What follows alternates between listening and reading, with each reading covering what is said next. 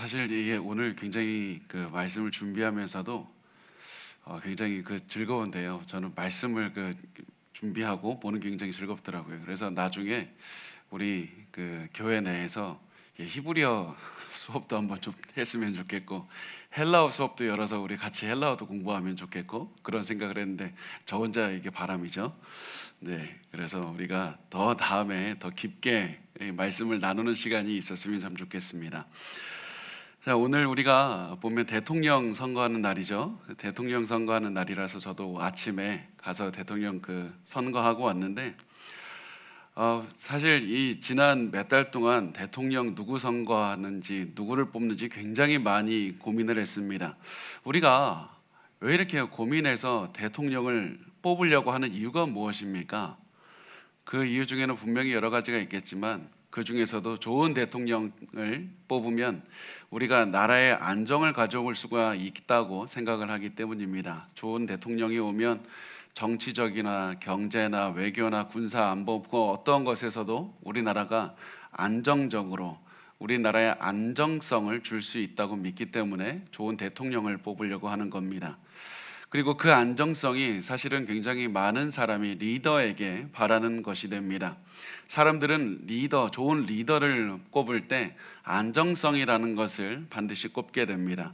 그래서 사람들은 좋은 회사 사장을 찾아서 삶의 안정을 찾기도 하고, 또 우리가 교회를 심사숙고해서 결정하는 이유가 뭡니까? 영적인 안정성을 찾기 위해서 또 좋은 목회자를 원하는 겁니다.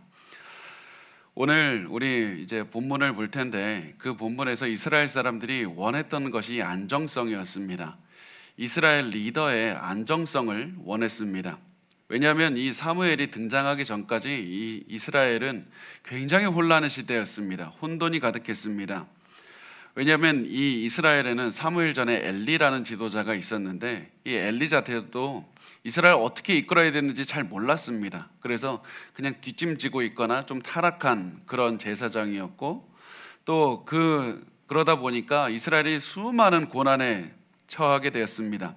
그렇게 혼란의 시간이 지나서 사무엘의 때가 찾아왔고, 드디어 사무엘의 때에 하나님의 말씀을 중심으로 해서 질서가 회복되고 안정을 찾게 되었습니다.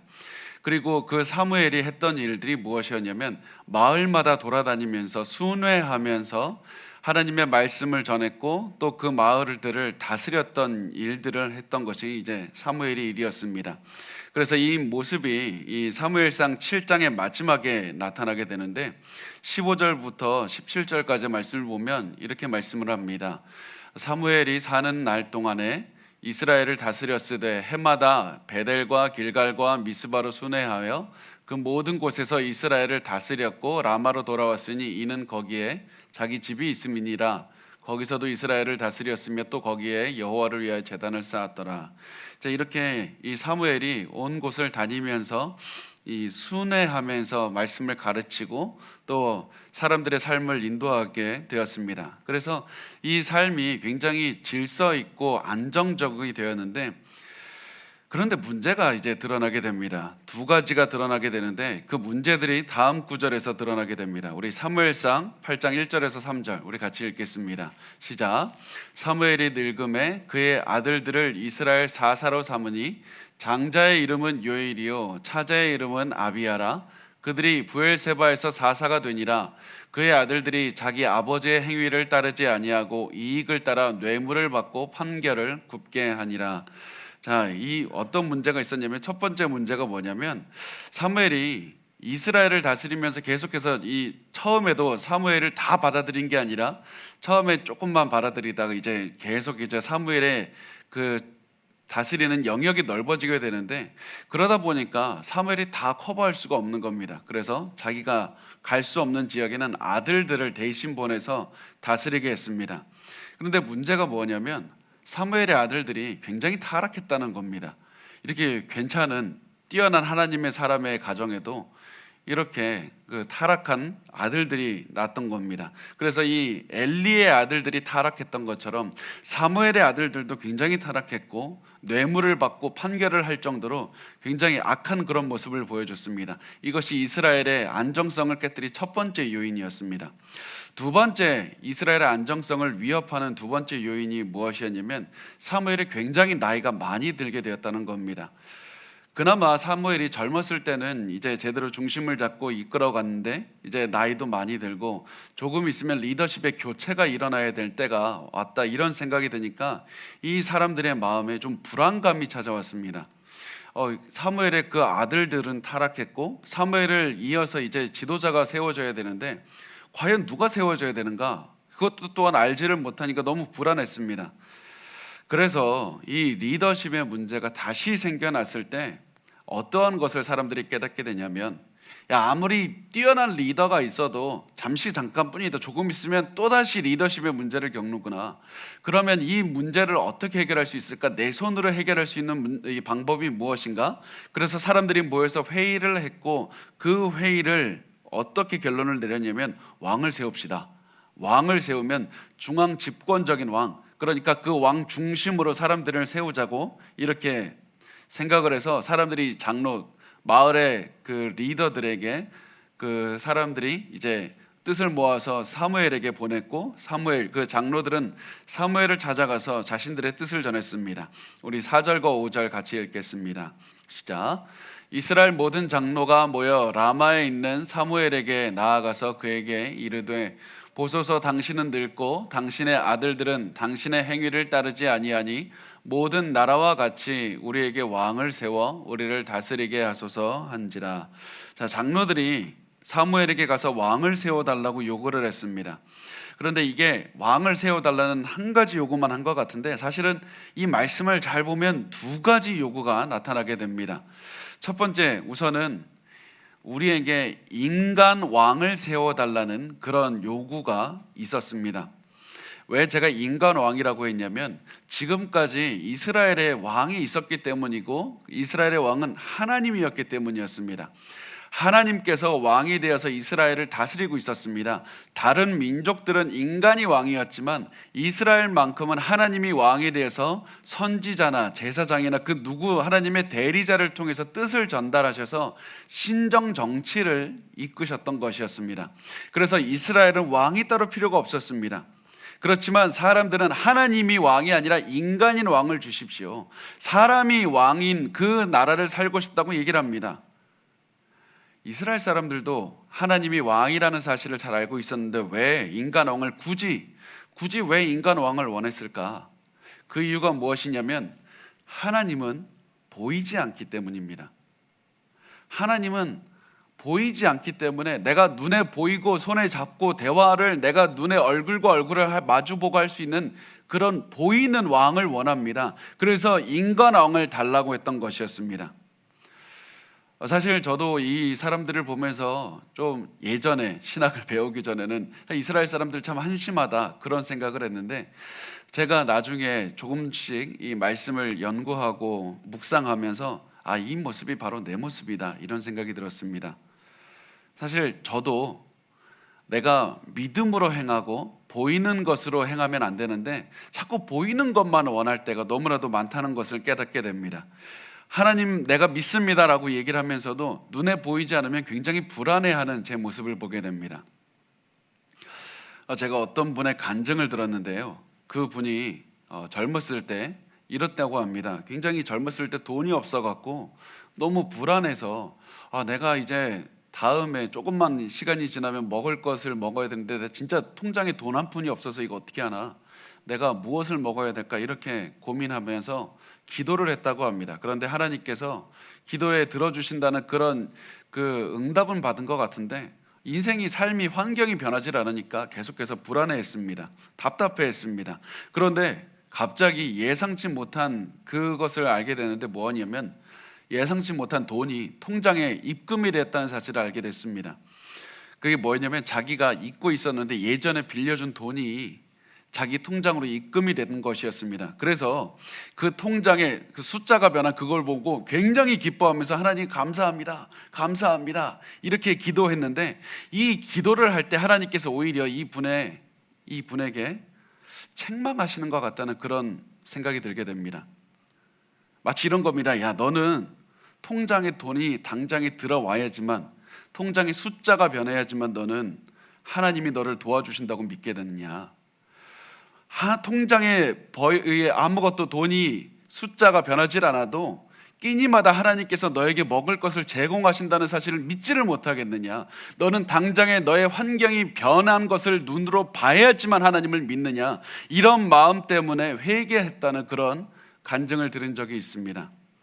사실 이분의 이야기가 참 제 얘기와 같다는 생각을 많이 했습니다. 저도 당장에 눈앞에 기도 응답 이거 보이지 않으면, 당장 잡히지 않으면 굉장히 불안해하는 사람입니다.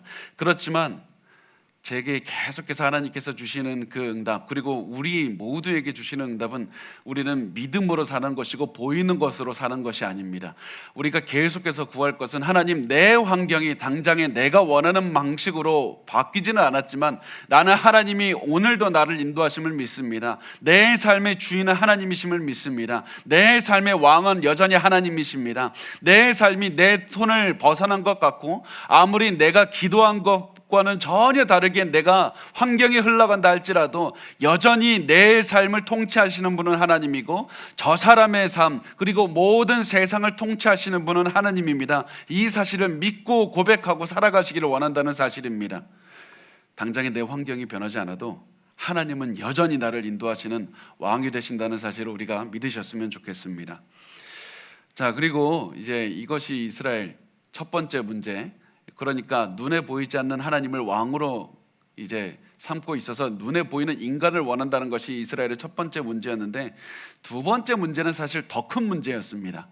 이스라엘의 두 번째 문제가 무엇이냐면, 이 말씀을 보면 뭐라고 써 있냐면, 이 사람들이 모든 나라와 같이 우리에게 왕을 세워주셔서 모든 나라, 그러니까 다른 나라처럼 되고 싶습니다. 우리가 단순히 인간인 왕을 원할 뿐만 아니라 다른 민족처럼 되고 싶다고 이야기를 합니다. 그래서 하나님과 상관없는 나라처럼 그렇게 살고 싶다고, 우리가 이제는 하나님만 바라보며 사는 것이 아니라 이제는 다른 나라처럼 살고 싶다고 이야기를 합니다. 사실 제가 많은 그 사람들과 대화를 해보면 많이 고민하는 게 이 문제입니다. 우리가 세상과 다르게 살아서 참 내가 바보처럼 사는 게 아닙니까? 내가 이렇게 굳이 바보처럼 살 때가 있을까? 아니, 세상 사람들 다 범죄 저지르고 살고 다 그냥 대충 요령 있게 사는데 우리만 왜 다 법을 지켜가고 다 원칙 지켜가면서 그렇게 살아가야 됩니까? 내가 이거 잘 사는 거 맞습니까? 이렇게 당하면서 사는 거 손해보는 것 아닙니까? 이런 고민이 들 때가 있습니다.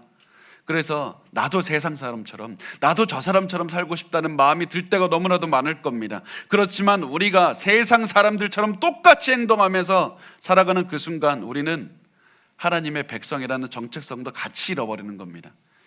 우리는 세상 사람들처럼, 저들처럼 부러워서 저들처럼 행동하고 저들처럼 생각하고 저들처럼 살아가는 그 순간 우리는 하나님의 백성이 아니라 하나님의 백성도 아니고 세상 사람도 아닌 그 뭔가 이상한 존재가 되어버린다는 사실입니다. 그래서 우리가 항상 우리는 구별된 삶을 살아야 된다. 하나님께 속한 삶을 살아야 된다. 세상이 부럽다고 세상의 모습을 결코 따라가서는 안 되겠습니다. 그래서 항상 하나님의 백성으로서 살아가는 것이 무엇인가? 그 모습대로 살아가셨으면 좋겠습니다. 그렇지만 이스라엘 백성은, 이 오늘 본문에 나오는 이스라엘 백성은 다른 민족처럼 되고 싶다, 이 마음이 너무 컸습니다. 자, 그래서 6절 말씀 우리 같이 읽겠습니다. 6절 시작.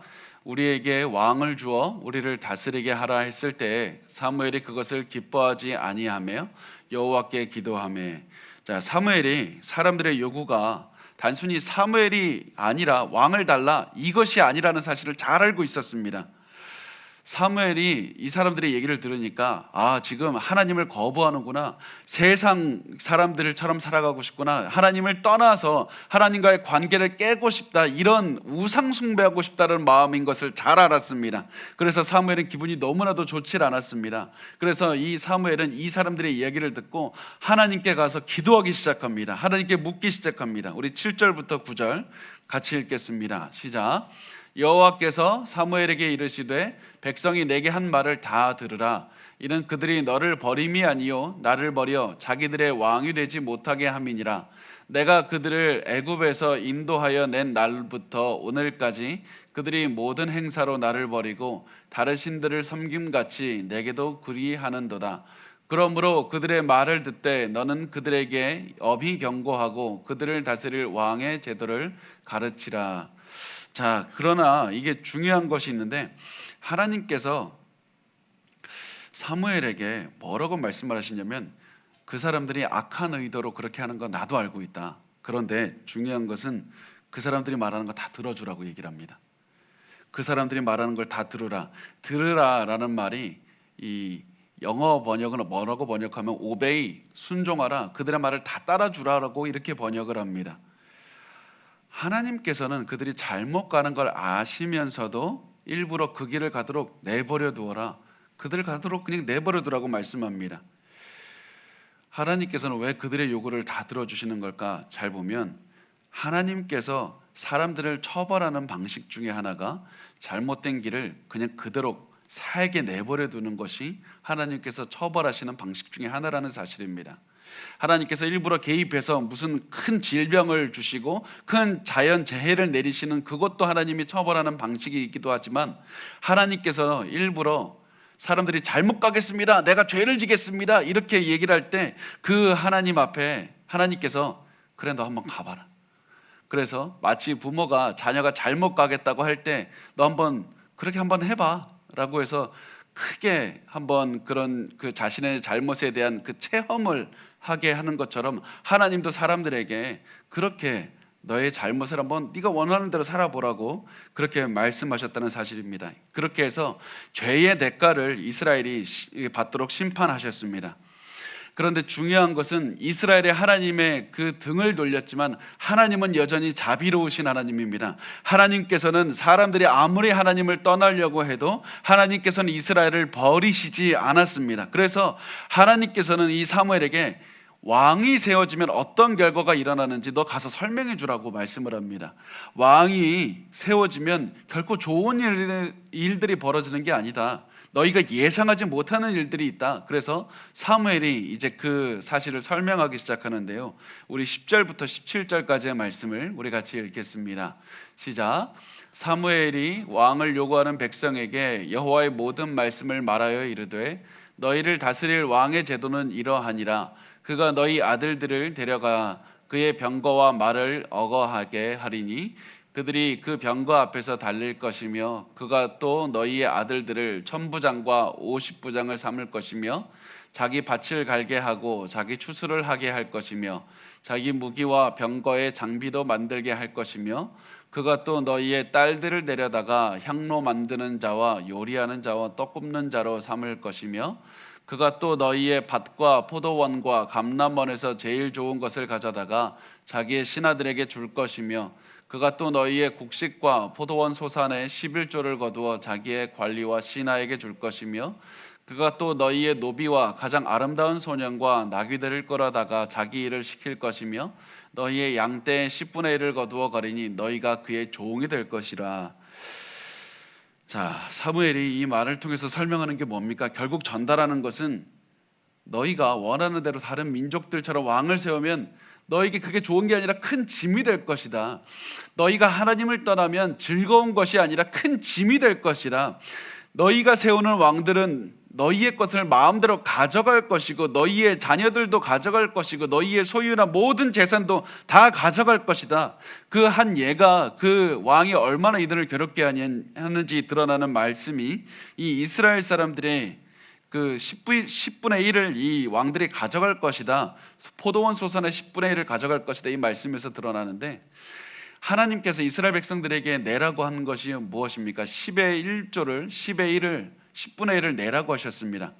그런데 왕들이 너희 소득의 10분의 1을 가져간다. 다시 말해서 하나님께 요구하는, 하나님을 섬기는 데 필요한 그만큼의 에너지를 또 왕을 위해서 또 다 사용해야 될 것이다. 그렇지만 하나님을 위해서 사용하는 것 위에 엄청 더 많이 왕이 요구할 것이다. 왜냐하면 그 왕은, 하나님은 너희를 애굽에서 종되었던 자리에서 자유롭게 해주시는 분이셨지만 너희의 왕은 너희를 종으로 만들 것이기 때문이다. 너희의 자유를 제한할 것이다. 너희는 왕들에게 끊임없이 바쳐야만 될 것이다. 그래서 너희는 엄청나게 왕 때문에 괴로웠게 될 것이다. 그렇지만 이번에 다른 점이 무엇이냐? 너희가 왕 때문에 하나님 우리에게 이제는 자유를 주십시오. 아무리 그렇게 해도 이제는 하나님께서 너희에게 왕으로부터 자유를 주지는 않을 것이고 계속해서 새로운 왕으로 세워가시는 그 삶을 살게 되는 것입니다. 우리 18절 말씀을 우리 같이 읽겠습니다. 시작. 그날에 너희는 너희가 택한 왕으로 말미암아 부르짖되 그날에 여호와께서 너희에게 응답하지 아니하시리라 하니. 그래서 사람들이 이 날을 후회해서 하나님 이제는 왕이 싫습니다. 하나님이 왕이신 세상으로 다시 돌아가고 싶습니다. 아무리 그렇게 해도 하나님은 너희의 기도를 들어주지 않으실 것이다. 그리고 하나님께서는 너희의 잘못에 대한 책임을 지게 할 것이라고 말씀을 합니다. 그래서 계속해서 사무엘을 통해서 말하는 것이 무엇입니까? 그래도 왕을 세우겠는가? 그래도 하나님을 버리고 인간 왕을 세우겠는가? 그래도 하나님을 떠나서 살아가겠는가? 이렇게 계속해서 질문을 하셨지만 사람들은 이미 결정을 하는 그 순간에 아무리 말해도 듣지를 않았습니다. 마치 우리가 고집을 세웠을 때 아무리 말해도 듣지 않는 것처럼 이 사람들도 하나님이 아무리 말씀을 주셔도 깨닫지 못하고 듣지 않았습니다. 그래서 이렇게 말합니다. 19절부터 20절 말씀 우리 같이 읽겠습니다. 시작. 백성이 사무엘의 말 듣기를 거절하여 이르되 아니로소이다. 우리도 우리 왕이 있어야 하리니 우리도 다른 나라들 같이 되어 우리의 왕이 우리를 다스리며 우리 앞에 나가서 우리의 싸움을 싸워야 할 것이니이다 하는지라. 자, 사람들이 아무리 사무엘이 하나님의 경고의 말씀을 계속해서 전해도 절대로 듣지 않았습니다. 왜냐하면 머릿속에 이미 결정했기 때문입니다. 나는 이미 세상 사람들처럼 살고 싶습니다. 그러면서 뭐라고 얘기를 하냐면 왕이 우리를 다스리며 우리 앞에 나가서 우리의 싸움을 싸울 것입니다. 이 말이 중요했던 것이 무엇이냐면 지금까지 하나님께서 하나님의 왕이 되셔서 하나님께서 이스라엘 앞서 나가서 모든 전쟁을 이끌어 주셨습니다. 그런데 이 사람들은 하나님 싫습니다. 이제 우리가 선택한 우리의 왕이 우리 앞에 나가서 우리의 싸움을 할 것입니다. 이제 하나님과의 관계가 아니라 내가 선택한 내 왕으로 이제는 내가 생각한 그 계획대로 살아갈 겁니다. 하나님과의 상관없는 인생을 살겠습니다. 계속해서 이렇게 얘기를 했습니다. 자기의 계획에 가득 찬 사람은 아무리 하나님의 말씀을 해줘도 듣지 않습니다. 그게 진리인 줄 압니다. 그래서 하나님께서 뭐라고 하시냐면 이제 말씀하지 않으십니다. 그때가 두려운 겁니다. 하나님께서 우리의 마음에 깨달음을 주실 때 우리가 돌이켜야 됩니다. 자꾸 하나님께서 마음속에 기도할 때마다 부담감을 주시고 돌이키라고 말씀하는데 하나님 싫습니다, 내가 아닙니다 라는 마음으로 계속해서 한다면 언젠가부터 하나님의 응답이 들려오지 않을 겁니다. 그리고 그때가 가장 두려운 순간이라는 사실을 깨달으셨으면 좋겠습니다.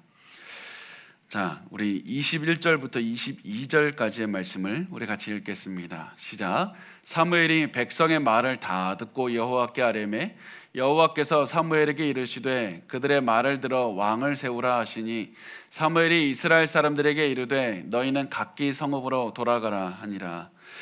자, 이제 사무엘이 더 이상 사람들에게 설득하지 않습니다.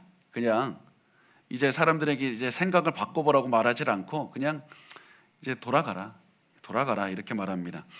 그냥 하나님께 가져가서 그냥 이 사람들이 이렇게 얘기를 합니다. 이렇게 얘기를 했더니 하나님께서 그들의 말 원하는 대로 해줘라. 그래서 그들의 말을 들어 왕을 세우라. 그들의 말을 들어. 여기서 또한 순종하라, 오베이, 그런 말씀을 하십니다.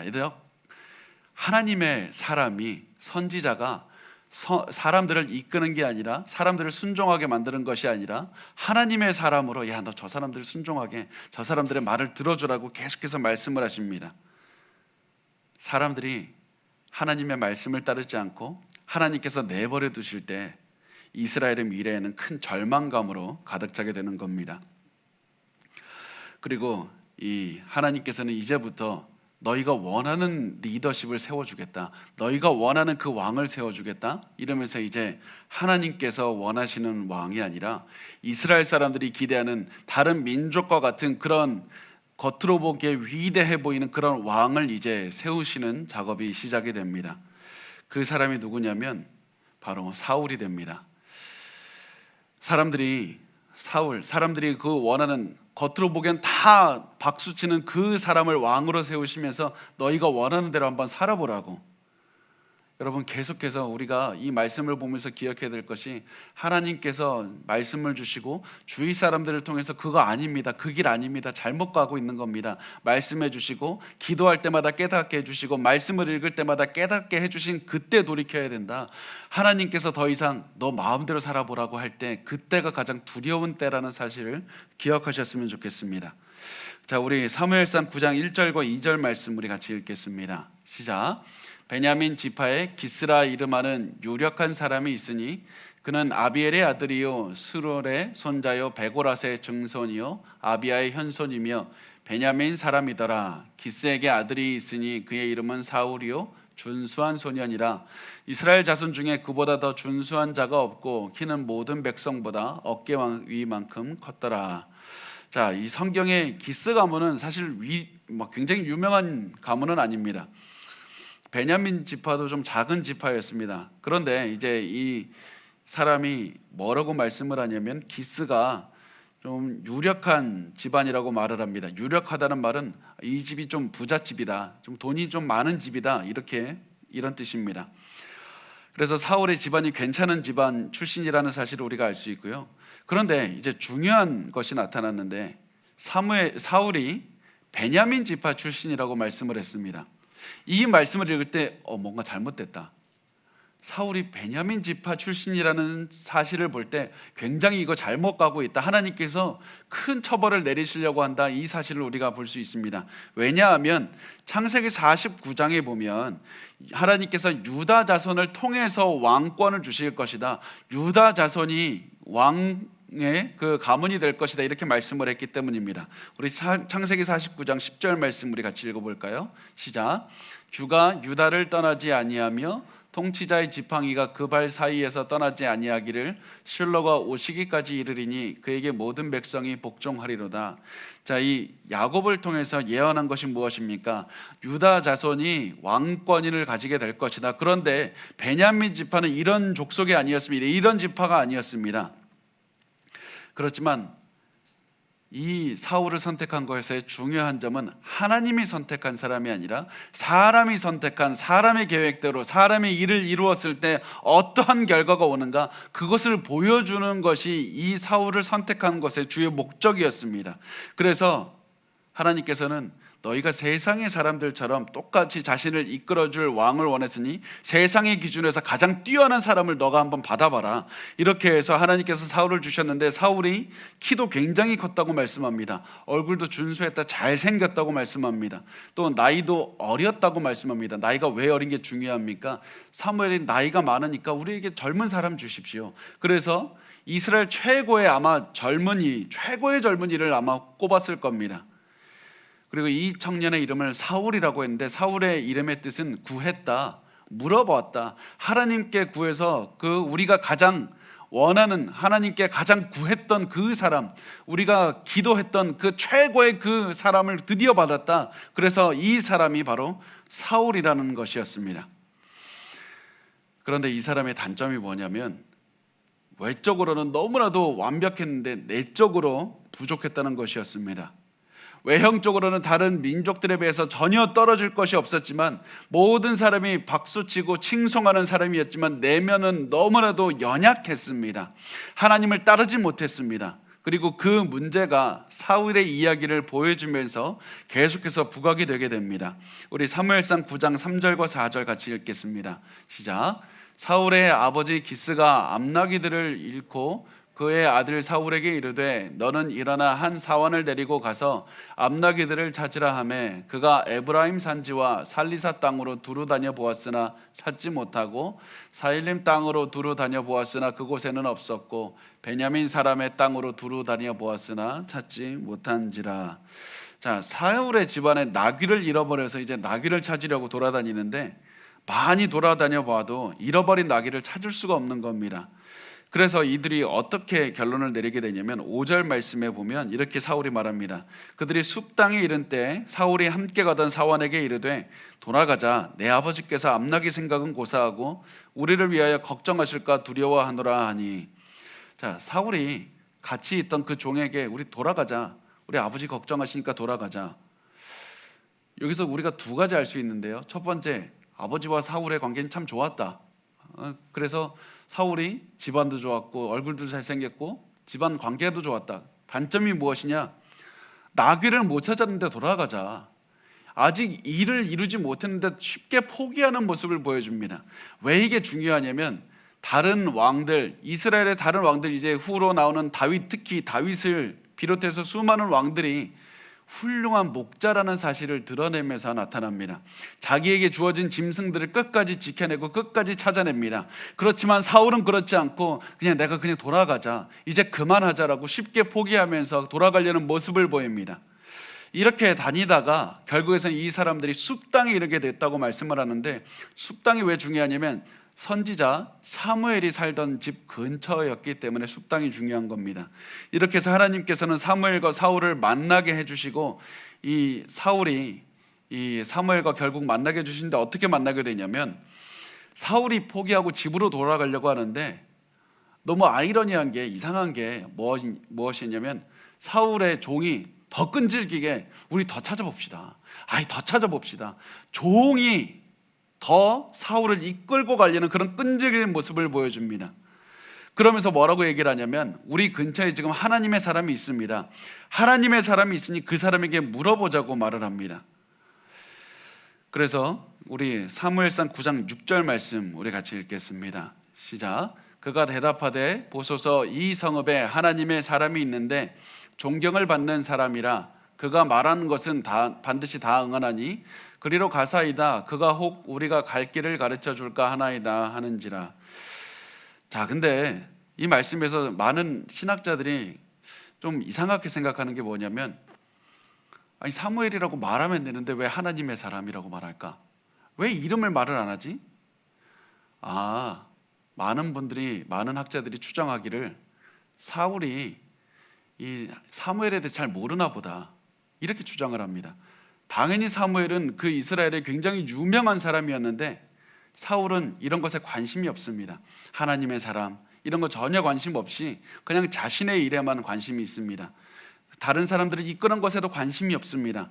이렇게 마음은 굉장히 피폐해져 있고 영적으로 성숙하지 못했지만 겉으로만 뛰어난 그 사람의 모습을 보여주는 겁니다. 그래서 이 하나님의 이 사울의 종이 하나님의 사람이 있으니까 그 사람한테 가서 물어봅시다, 이렇게 하니까 또 사울이 어떻게 합니까? 주저합니다. 가서 우리 가보자 이렇게 말하지 않습니다. 우리 7절 말씀을 우리 같이 읽겠습니다. 시작.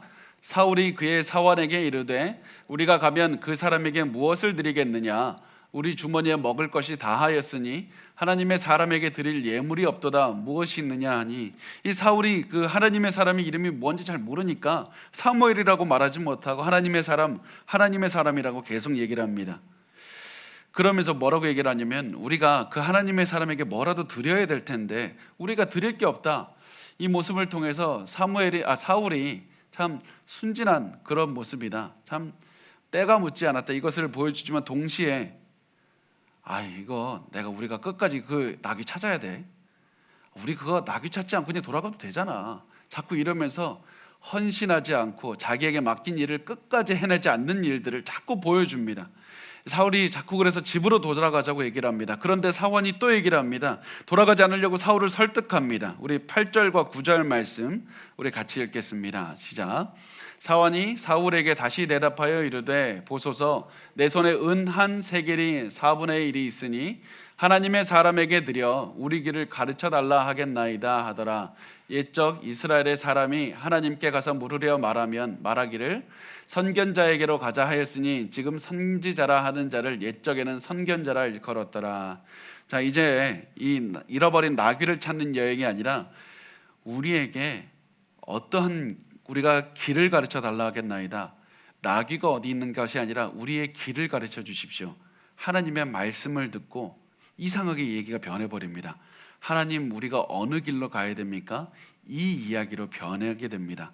그래서 하나님의 뜻을 구하는 이 종 때문에 그렇게 변하게 됐고, 우리 10절 말씀 우리 같이 읽겠습니다. 시작. 사울이 그의 사원에게 이르되 내 말이 옳다, 가자 하고 그들이 하나님의 사람이 있는 성읍으로 가니라. 자, 이 말을 듣고 이제 사무엘에게 사울이 가게 됩니다. 오늘 말씀을 여기까지만 보기로 원하는데요, 사실 이 말씀을 통해서 전달되는 사울의 이미지가 뭡니까? 종을 이끌지 못하고 계속해서 끌려다니는 모습을 보여줍니다. 외형적으로는 완벽하고 외형적으로는 뛰어났지만 내면에서는 하나님도 알지 못하고 성숙하지 못하고 남 한 명 이끌지 못하는 계속해서 그런 초라하고 부족한 모습을 보여줍니다. 그래서 우리가 이 사울의 모습을 보면서 우리의 삶에 적용하면서 오늘 말씀을 마치기를 원합니다. 오늘 분명 보면 사울은 사람들이 원하는 모든 걸 다 가졌습니다. 우리가 원하는 그 모든 걸 다 가졌습니다. 인물도 좋았고 집안도 좋았고 가족도 다 화목했습니다. 자신을 걱정해주는 좋은 아버지도 있었습니다. 그런데 중요한 게 무엇입니까? 그 모든 조건을 가지고 있었던 사울은 끝까지 나가지 못하고 중간에 포기하는 모습을 보여준다는 겁니다. 종 하나 이끌지 못하고 끝까지 끌려가면서 내가 중간에 포기하려고, 중간에 계속해서 감당하지 못하고 포기하는 그런 모습에서 결국에서는 이게 시작점이지만 이 사울이 왕이 된 다음에 어떻게 끝납니까? 그 하나님께서 맡겨주신 임무를 제대로 완수하지 못하고 너무나도 비참하게 전쟁에서 죽는 모습을 보여줍니다. 그것도 자신이 스스로 목숨을 끊는 그런 악한 행위를 하면서 이 사울의 인생이 마감이 된다는 사실입니다. 그래서 우리가 이 사울의 모습을 보면서 두 가지를 기억하셨으면 좋겠습니다. 첫 번째, 사울의 시작은 위대했습니다. 그렇지만 끝은 너무나도 부족하고 비참했습니다. 우리가 살다 보면 너무나도 많은 사람들이 주변에서 위대하고 거창하고 화려하게 시작한 사람들을 부러워합니다. 저 사람은 집안이 좋게 시작했고, 저 사람은 부모가 완벽하게 좋았고, 저 사람은 결혼도 시작할 때 너무나도 좋고, 모든 것들을 좋게 시작했다, 화려하게 시작했다는 그 사실만 바라보지만 우리가 더 가장 중요한 것은 어떻게 시작하느냐가 아니라 어떻게 마무리를 짓느냐가 더 중요하다는 겁니다. 어떻게 시작하느냐가 아니라 마무리가 중요합니다. 너무나도 많은 사람이 화려하게 시작했지만 그 끝은 허무하게 끝나는 사람들이 너무나도 많습니다. 우리의 신앙의 목표는 화려하게 시작하는 것이 아니라 내 삶의 신앙을 어떻게 마무리 지을 것인가, 내 삶의 신앙을 어떻게 하나님 앞에 섰을 때 어떤 모습으로 서 있을 것인가, 그것이 가장 중요하다는 사실입니다. 그래서 우리가 내가 시작을 했을 때, 아니면 지금 이 모습이 사람들이 보기에 얼마나 초라할까, 어떤 모습일까, 이것을 고민할 것이 아니라 내가 나중에 예수님 앞에 섰을 때 어떤 모습으로 서 있을 것인가, 그것을 고민하면서 그 모습을 위해서 오늘을 살아가셨으면 좋겠습니다. 우리 그렇게 해서 끝까지 달려가야 됩니다. 두 번째, 사울의 조건은 분명히 완벽했습니다. 그렇지만 그 훌륭한 조건이 자신의 인생의 장애가 됐습니다. 사울은 이 이후에 왕이 된 다음에 사람들이 왜 자기에게 환호하는지 잘 알고 있었습니다. 사울 굉장히 똑똑한 사람이었습니다. 그래서 사울은 사람들이 자기의 모습이 얼마나 화려하고 자기의 집안이 화려하고 그 자기의 그 모든 모습 때문에 사람들이 자기를 환호하는지를 잘 알고 있었습니다. 그래서 결국에선 사울이 계속해서 집착하면서 살았던 것은 사람들의 칭찬을 듣기 위해 살았던 겁니다. 내가 이런 모습들이 더 있습니다. 더 보여주고 더 칭찬 듣고 사람들의 환호를 받기 위해서 살았습니다. 좋은 조건이 결국에서는 자기에게 장애가 돼서 돌아온 것이었습니다. 그렇지만 우리가 나중에 나누게 될 테지만 다윗의 상황은 어떻습니까? 다윗은 조건이 너무나도 안 좋았습니다. 모든 조건이 최악의 상황이었습니다. 그렇지만 다윗은 그 좋지 않은 조건을 오히려 디딤돌로 이용해서 자신의 인생을 더욱더 발전시키고 하나님께 나아가는 데 사용했다는 사실이었습니다. 사울에게는 인생이 좋은 조건이 독이 되었지만 다윗에게는 인생이 어려운 조건이 오히려 도움이 된 겁니다. 그래서 우리가 기도해야 되는 것은 나에게 좋은 조건을 주십시오, 나에게 좋은 환경을 주십시오, 이것이 아니라 하나님, 내가 다윗처럼 하나님을 의지하면서 살아가기를 원합니다. 그래서 내 인생의 마지막에 예수 그리스도 앞에 섰을 때 내가 다윗처럼 성숙된 모습으로 하나님 앞에 서기를 원합니다. 이 마음으로 오늘 우리가 살아갔으면 좋겠습니다. 그래서 우리가 우리의 삶을 볼 때 나는 지금 어떻게 살고 있는가 한번 돌아보시길 바랍니다. 내 인생이 참 시작도 좋지 않았고 참 인생의 조건도 좋지 않습니다, 이러면서 낙심하고 있지는 않습니까? 우리가 그런 마음으로 살 것이 아니라 하나님, 다윗처럼 살아가게 하소서, 다윗처럼 살아가게 하소서. 모든 것을 가지고 있었던 사울은 결국 중간에 허무하게 마쳤지만 신약에 보면 모든 그 외형적인 조건이 좋지 않았던 사울은 나중에 바울이 돼서 예수 그리스도를 영원히 증거하면서 우리의 가슴 속에 남아있게 되는 겁니다. 우리가 그래서 다윗처럼 바울처럼 끝까지 이 길을 포기하지 말고 달렸으면 좋겠습니다.